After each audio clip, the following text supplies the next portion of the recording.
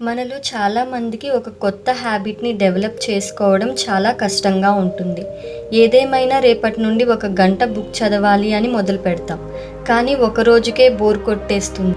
తర్వాత ఆ బుక్ ఎక్కడుందో కూడా కనిపించదు. రేపటి నుండి డైలీ మెడిటేషన్ చేయాలి అని మొదలు పెడతాం. 2-3 రోజులకే ఇలాంటివి మన వల్ల కాదులే అని వదిలేస్తుంటాం. అదే ఒక గంట మొబైల్ చూడమని చెప్పండి, ఒక గంట ఏంటి, ఒక రోజంతా అయినా బోర్ కొట్టకుండా చూస్తాం. బేసికల్లీ మనందరికీ ఇది మంచి అలవాటు, ఇది కాదు అని తెలుసు. అయినా సరే మనం మంచి హ్యాబిట్స్ని డెవలప్ చేసుకోవడానికి ప్రయత్నించము. ఒకవేళ స్టార్ట్ చేసినా అందులో కన్సిస్టెన్సీగా ఉండలేము. ఎందుకంటే మంచి అలవాట్లు ఎప్పుడూ కష్టంగా ఉంటాయి కాబట్టి. సో ఈ వీడియోలో మనం ఒక హ్యాబిట్ని ఈజీగా ఎలా డెవలప్ చేసుకోగలమో తెలుసుకుందాం.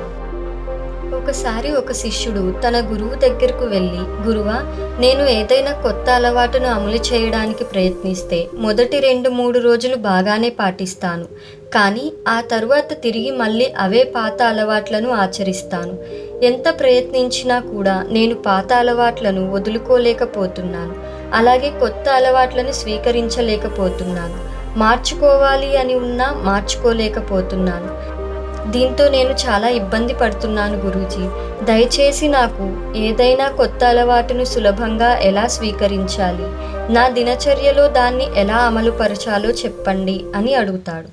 అప్పుడు గురువు, నువ్వు ముందు అసలు అలవాటు అంటే ఏమిటో తెలుసుకోవాలి. ఏదైనా పనిని మనం ఎటువంటి ఆలోచన లేకుండా కంటిన్యూయస్గా చేసేదాన్ని అలవాటు అంటారు. అంటే ఏదైనా పనిని పదే పదే చేయడం వల్ల అది మన అలవాటుగా మారిపోతుంది. ఏదైనా ఒక అలవాటు ఏర్పడాలి అంటే దానికి ఒకటే మార్గం, అదే దాన్ని రిపీటెడ్గా చేయడం.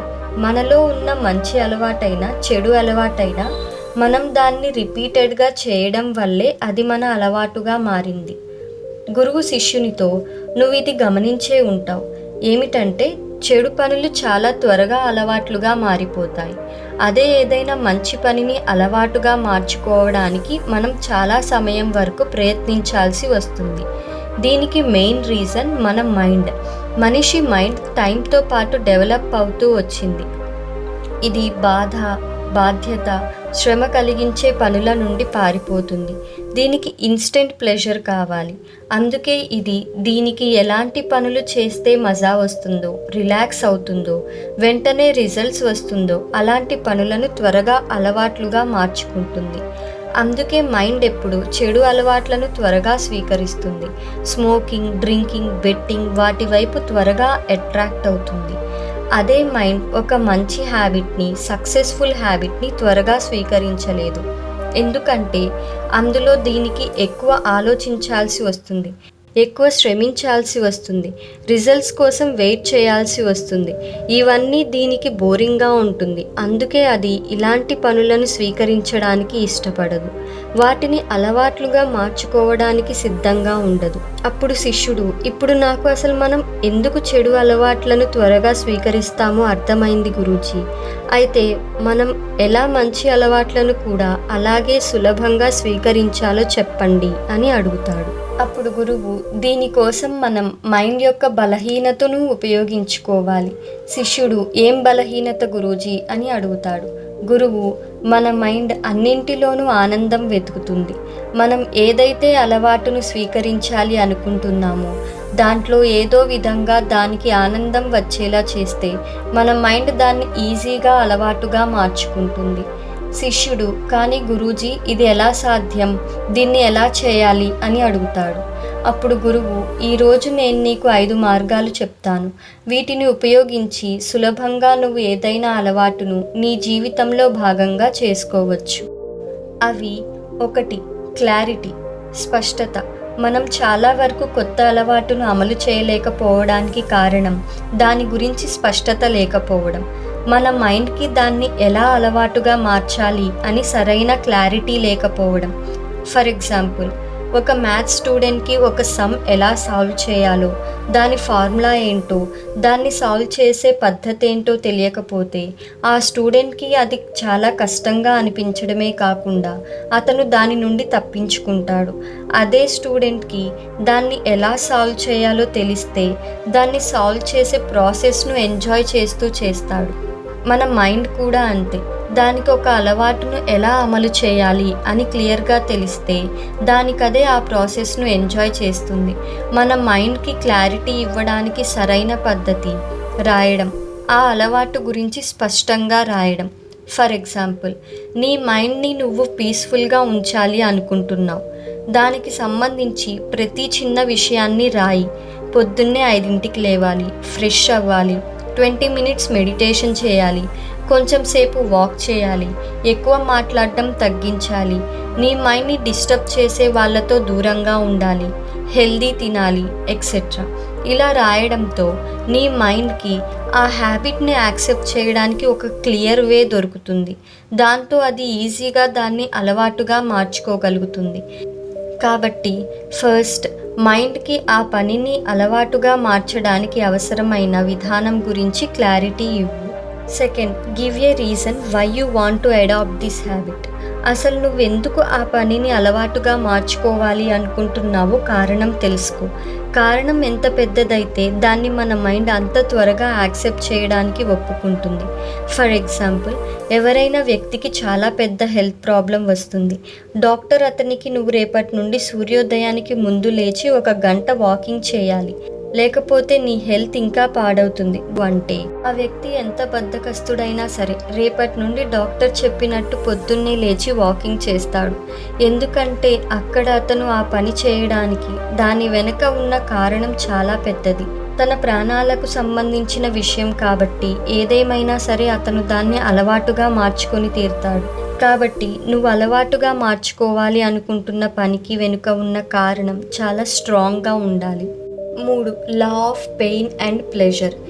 ఏదైనా పనిని అలవాటుగా మార్చుకోవాలి అంటే ముందు దానివల్ల కలిగే బాధ అలాగే ఆనందం, ఈ రెండిటి గురించి అర్థం చేసుకో.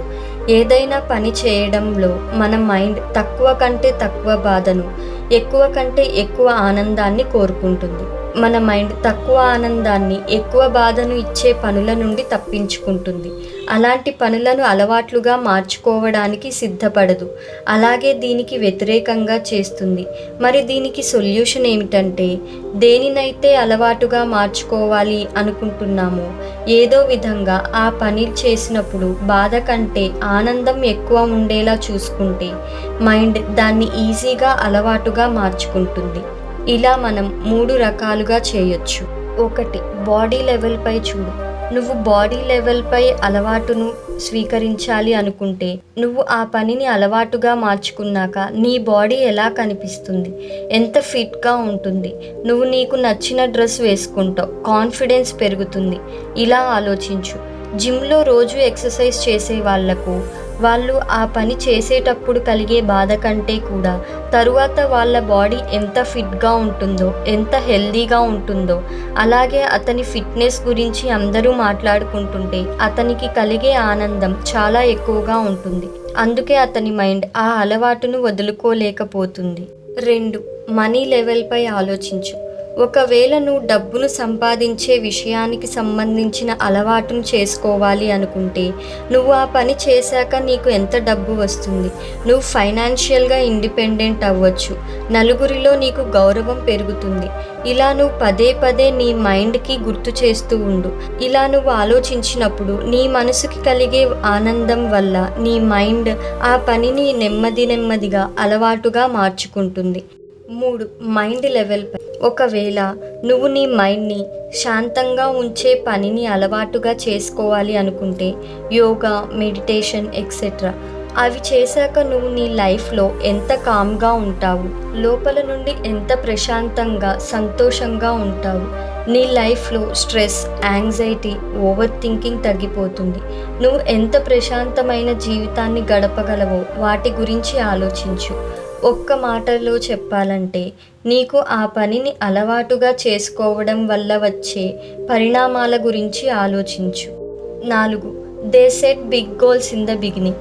చాలామంది ఒక కొత్త అలవాటును అమలు చేయలేకపోవడానికి కారణం మొదట్లోనే వాళ్ళు దానికి సంబంధించి పెద్ద పెద్ద నిర్ణయాలు తీసుకుంటారు. అంటే ఒక వ్యక్తికి 10 సంవత్సరాల నుండి సిగరెట్ తాగే అలవాటు ఉంటే అతను దాన్ని ఒక్కసారిగా మానేయాలి అనుకోవడం చాలా సందర్భాలలో అది సాధ్యం కాదు. ఎందుకంటే మన మైండ్ దానికి బానిస అయిపోయింది. ఒక్కసారిగా మారిపోవాలి అంటే దానికి చాలా కష్టంగా ఉంటుంది. చిన్న చిన్న మార్పులు చేయడం ద్వారా మన మైండ్కి ఎక్కువ బాధ అనిపించదు.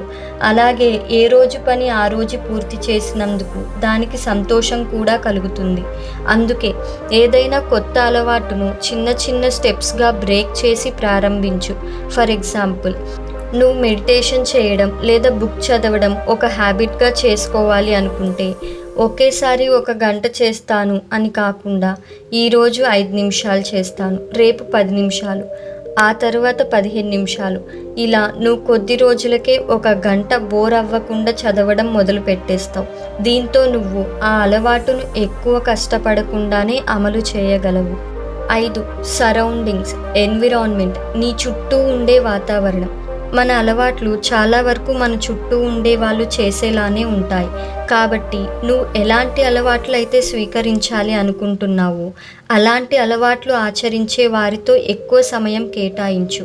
కేవలం నువ్వు అలాంటి అలవాట్లు ఆచరించే వ్యక్తులతో ఉన్న వాతావరణంలో ఉన్నావంటే నువ్వు ఎక్కువ కష్టపడకుండానే నీలో అలాంటి అలవాట్లు వచ్చేస్తాయి.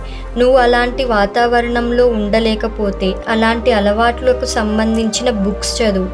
ఈ రోజుల్లో అయితే వీడియోస్ కూడా అవైలబుల్గా ఉన్నాయి.